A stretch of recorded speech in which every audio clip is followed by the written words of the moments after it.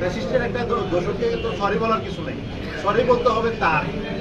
জুলাই গণ অভ্যুত্থানকে তাণ্ডব বলেছেন,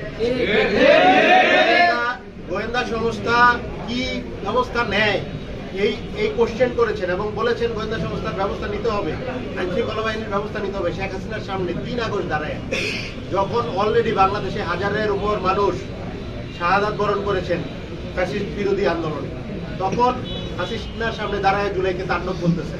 এরকম ব্যক্তি কিন্তু সরি বলার কিছু নেই, কিন্তু আমরা বলেছি তার সরি বলতে হবে, ওনার স্পষ্ট করতে হবে।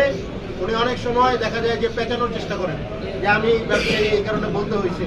আমরা বলেছি স্পষ্ট বক্তব্য দেন যে আপনি কি বাধ্য হয়ে বলেছেন নাকি এটা আপনার বক্তব্য। যদি বাধ্য হয়ে বলে থাকেন তাহলে জনগণ বিচার করবে, কিন্তু আপনি বক্তব্য ক্লিয়ার করবেন না। আপনার 3 আগস্টের এইরকম বক্তব্য আছে যে আপনি জুলাইকে তাণ্ডব বলতেছেন, এরপরেও গণ অভ্যুত্থান থেকে আমরা যারা উঠে আসছি তারা আপনাদের সাথে এক মঞ্চ শেয়ার করব, একটা প্রোগ্রাম শেয়ার করবো, এটা হইতে পারে না।